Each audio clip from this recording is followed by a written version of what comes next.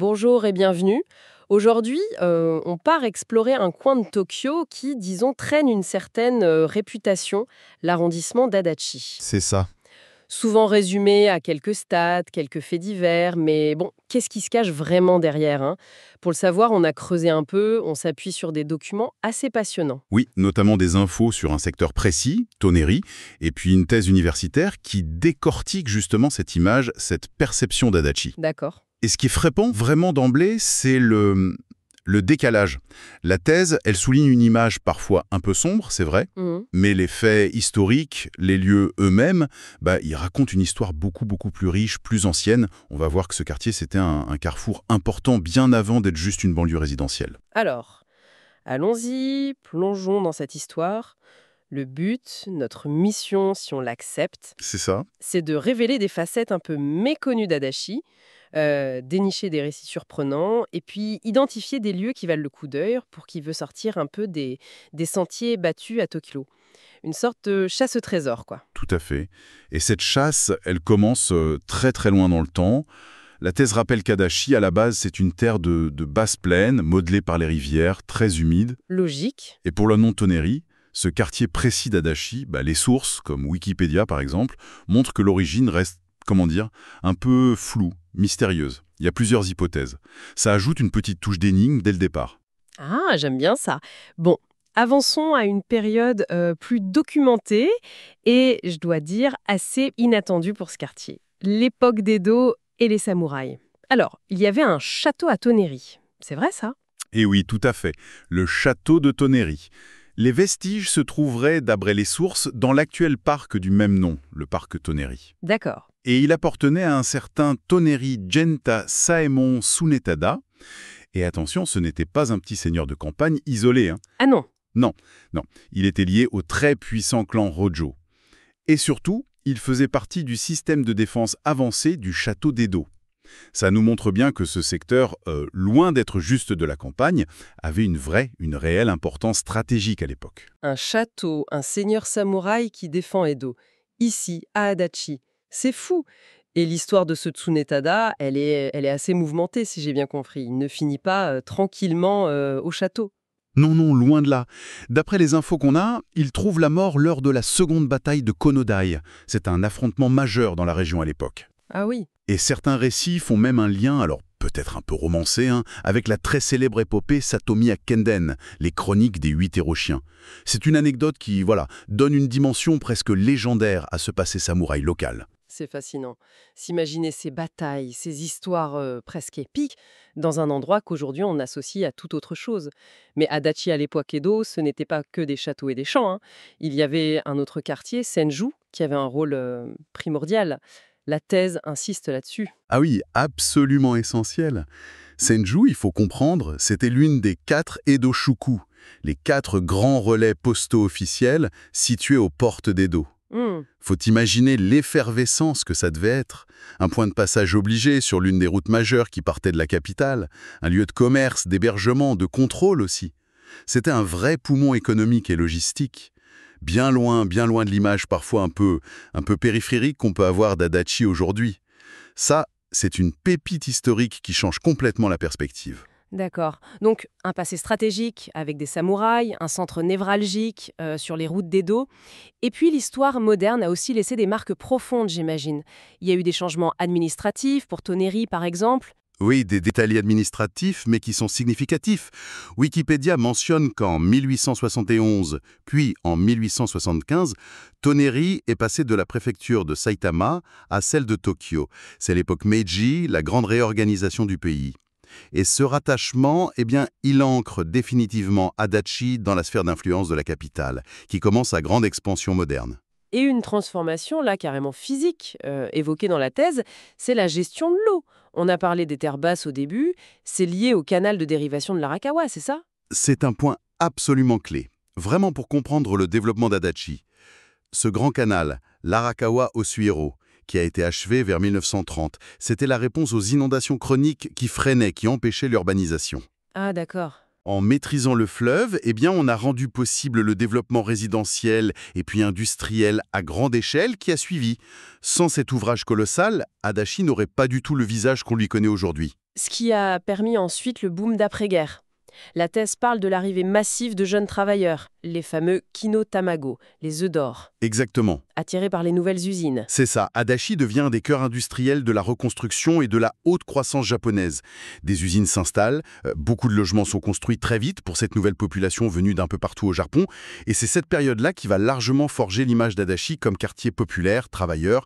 Mais bon, cette ère industrielle, elle a aussi connu son reflux. Oui, la thèse mentionne les fermetures d'usines plus tard, dans les années 70-80, avec la désindustrialisation, ce qui nous amène justement à cette fameuse image un peu tenace d'Adachi. Voilà. Et la thèse analyse très bien cette réputation. Elle s'appuie sur des statistiques brutes qui ont, c'est vrai, longtemps classé Adachi en tête pour le nombre d'infractions pénales ou parmi les taux d'aide sociale les plus élevés de Tokyo. Mhm.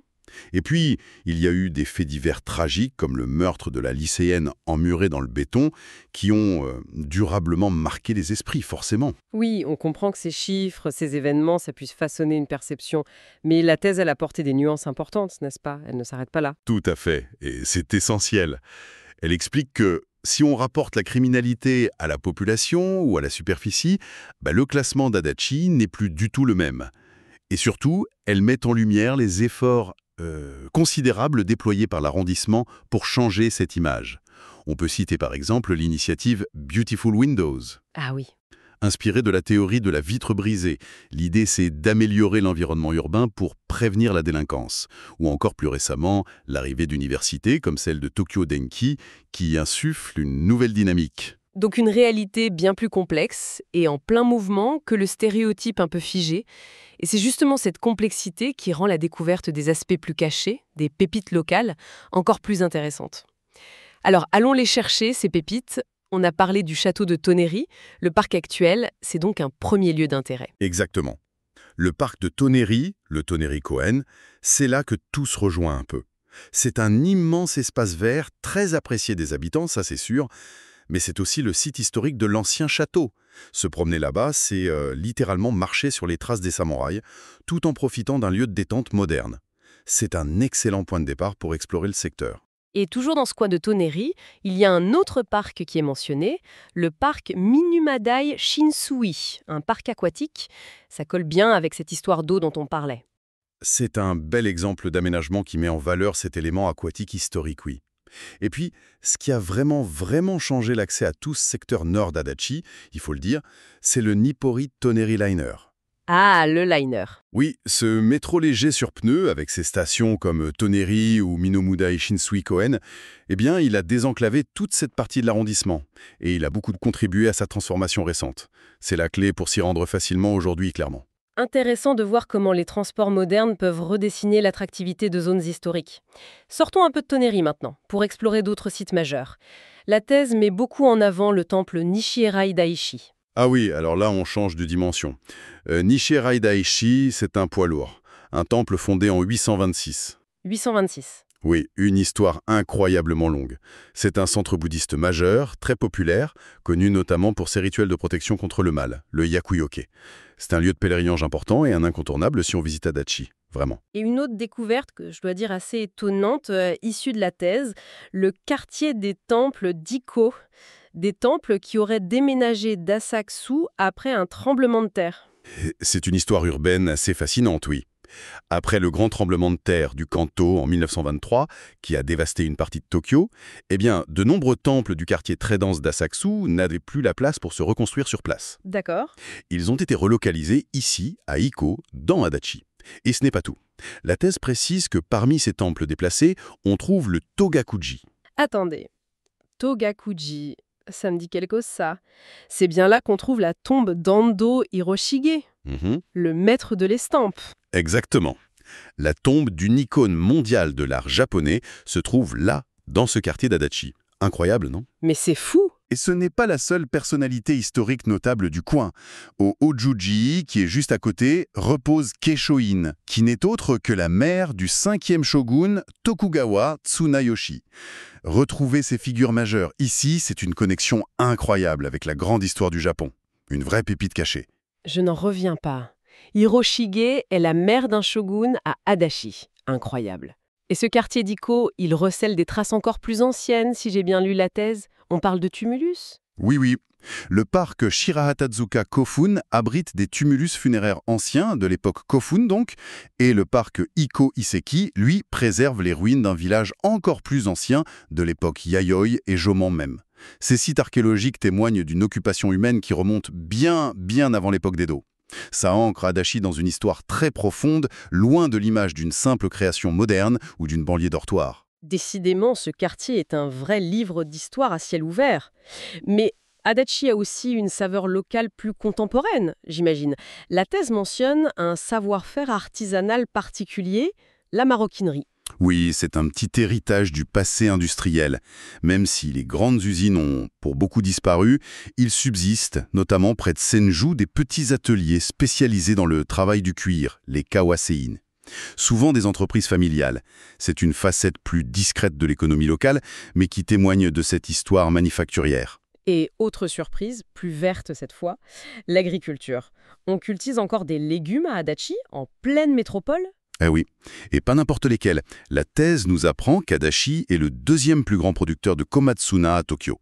C'est ce légume feuille vert très apprécié des Japonais. Je vois très bien. Ça peut paraître anecdotique, mais trouver une production agricole significative comme ça, en pleine métropole, c'est assez remarquable.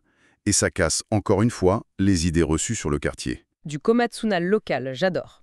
Et pour rester dans les produits frais, il y a aussi les marchés de gros qui sont mentionnés dans la thèse. Oui, deux marchés importants. Il y a le marché d'Adachi qui est spécialisé dans le poisson et les produits de la mer. C'est d'ailleurs le seul marché central de Tokyo dédié uniquement à la mer, en dehors du géant de Toyosu. Ah d'accord. Et il y a le marché de Kita-Adachi, lui, c'est pour les fruits, les légumes et les fleurs. Ce sont des lieux vraiment bouillonnants d'activités essentielles à l'approvisionnement de la région. Et ça offre un aperçu très authentique de l'économie locale, loin des circuits touristiques habituels. Et pour finir sur une touche culturelle vraiment unique, Wikipédia signale la présence d'une écurie de sumo, la Sakaigawa Beya, à Toneri. Voilà, la cerise sur le gâteau. Avoir une Eya de sumo, c'est-à-dire un lieu d'entraînement et de vie des lutteurs, dans son quartier, c'est une immersion directe dans une tradition japonaise ancestrale et pourtant bien vivante. C'est génial. Ça montre bien toute la diversité d'Adachi. On a un passé samouraï de l'industrie, des temples séculaires, de l'agriculture urbaine et même le monde du sumo. Tout ça au même endroit. Alors, si on essaye de rassembler un peu tout ça, ce qui ressort pour moi, c'est qu'Adachi est bien plus qu'une simple banlieue avec une réputation, disons, difficile. C'est un lieu vraiment chargé d'histoire. Clairement. Des samouraïs qui défendent Edo, un nœud vital sur les routes anciennes, des transformations radicales liées à l'eau, à l'industrie, et puis il y a tous ces trésoreries, des temples vénérables qui cachent des tombes illustres, des vestiges archéologiques, un savoir-faire artisanal, des marchés animés et même du sumo. Tout ça coexiste avec les défis d'aujourd'hui, bien sûr. Exactement. Et comprendre cette profondeur historique, connaître ces lieux spécifiques, ça permet de porter un tout autre regard sur Adachi. Ça nuance fortement les statistiques brutes, les images parfois négatives qui sont véhiculées. On découvre une mosaïque complexe, pleine de contrastes, façonnée par des siècles d'histoire et des vagues de changements successives. Cette exploration montre qu'il suffit de gratter un peu la surface, en fait, pour trouver une richesse vraiment insoupçonnée. Ça donne vraiment envie d'aller voir par soi-même, je trouve. Et ça nous amène peut-être à une dernière réflexion. Oui, c'est une question que cette exploration soulève, je pense. Comment est-ce que la mise en lumière de tout ce patrimoine, l'histoire du château de Toneri, les trésors des temples d'Iziko, l'artisanat local, le komatsuna, le sumo, comment tout ça peut aider à la fois les habitants et puis les visiteurs aussi à dépasser ce stigmate, ces stéréotypes dont parle la thèse? Bonne question. Et comment cette redécouverte pourrait nourrir un sentiment de fierté peut-être pour ce quartier qui, on l'a vu, continue d'évoluer, avec de nouveaux transports, des universités qui s'installent. Parmi tout ce qu'on a effleuré aujourd'hui, quelle histoire, quel lieu, quelle pépite retiendra le plus l'attention de celles et ceux qui nous écoutent? C'est une belle invitation à poursuivre l'exploration, non?